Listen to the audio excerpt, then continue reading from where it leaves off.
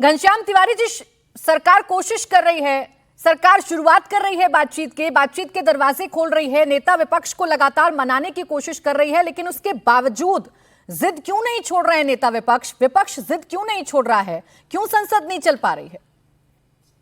नमस्कार आपको, दर्शकों को और को पैनलिस्ट को। एक सवाल बहुत साधारण सा पूछना चाहता हूं। आप हफ्ते में कितनी बहस करती हैं? 5 बजे?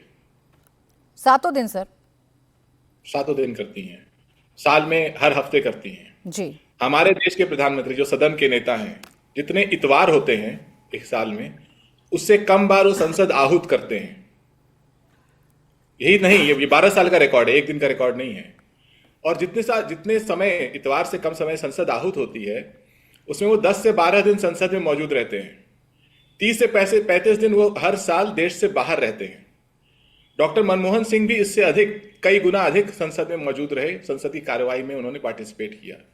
तो ये कैसे सदन के नेता हैं? ये 25,000 करोड़ चंदा जमा करने वाली पार्टी, जो कि मल्टी बिलियन डॉलर एम्पायर है, जो सदन मानसून सत्र शुरू होने से पहले 2/3 बहुमत का दावा कर रही थी, शॉपिंग मॉल बना दिया था संसद को, उसमें सदन के नेता सदन में नहीं आ सकते। गृह मंत्री जनरल शाह सदन में नहीं आ सकते। अपने पुलिस को बच्चियों को पुलिस से पिटवा सकते हैं। कपड़े फाड़ने वाले आदेश के आरोप में आ सकते हैं। तरह तरह की वल्गर जो पुलिस ने हरकतें की हैं उसके आरोप में आ सकते हैं।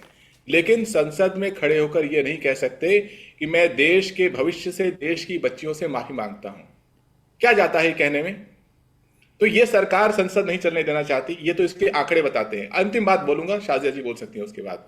आपका कोई भी दर्शक बेसिक गूगल करे कि इस सरकार ने 12 साल में कितने ऐसे बिल संसद में प्रस्तुत किए हैं जिसपे आधे घंटे से ज्यादा बहस हुई है।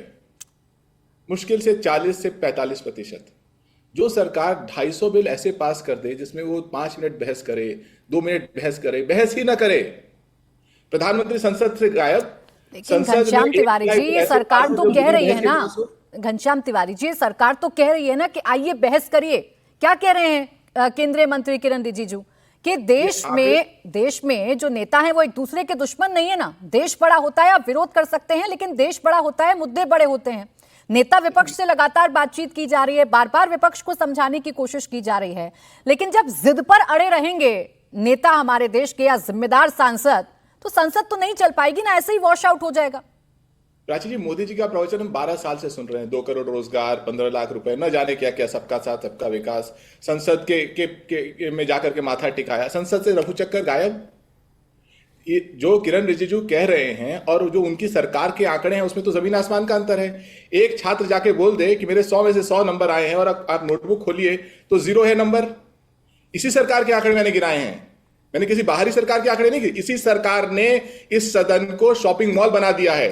2/3 सांसदों का दावा करते हैं ये लोग। सदन में ना गृह मंत्री दिखाई देते हैं, तो घनश्याम तिवारी जी, ऐसा ही है ना चर्चा होगी, ना किसी मुद्दे पर बात होगी, चलेगी तो मनमर्जी, चलेगी तो जिद। आप अपनी जिद नहीं छोड़ेंगे, सरकार अपनी जिद नहीं छोड़ेगी। खामियाजा कौन भुगतेगा? देश की जनता भुगतेगी, जिन्होंने आप लोगों को चुनकर संसद में भेजा है। अब सोचिए ना, 1 मिनट में 2.5 लाख रुपए का खर्चा होता है, और ये खर्चा कहां से हो रहा है? जनता की जेब से हो रहा है ना। आप सब तो हंगामा करते रहिए, लेकिन संसद में काम ही नहीं होगा, संसद की कार्यवाही ही वॉश आउट हो जाएगी, तो क्या करेगा देश? क्या देश के प्रधानमंत्री जी को इसलिए वोट दिया कि वो वर्ल्ड रिकॉर्ड बनाए सबसे कम दिन संसद आहूत करने का? ये कोई रिकॉर्ड है क्या? ये मुझे समझ नहीं आ रहा। 100 दिन संसद बुलाइए। ठीक है, शाजिया अलमी जी, देखिए, जो मांग विपक्ष आपसे बैठकों में कर रहा है, वही मांग डिबेट्स में भी कर रहा है।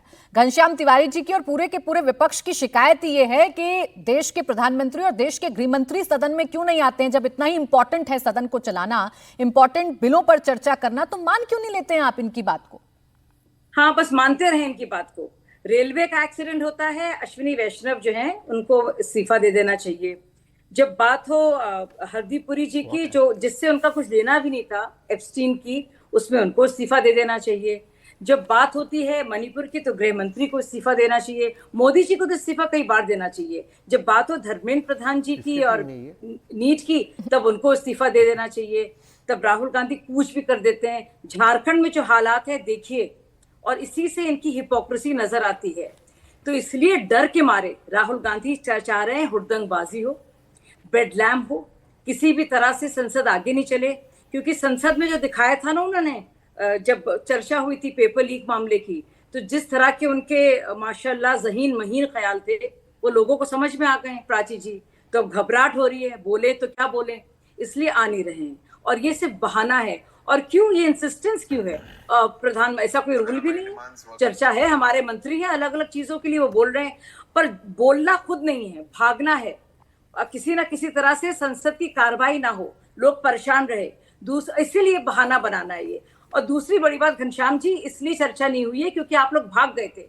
कभी रफाल का मुद्दा उठाया आपने, कभी पेगासस का मुद्दा उठाया। जब भी बात हो रही होती है, 1-2 दिन पहले कुछ आप लोग कांड करते हैं।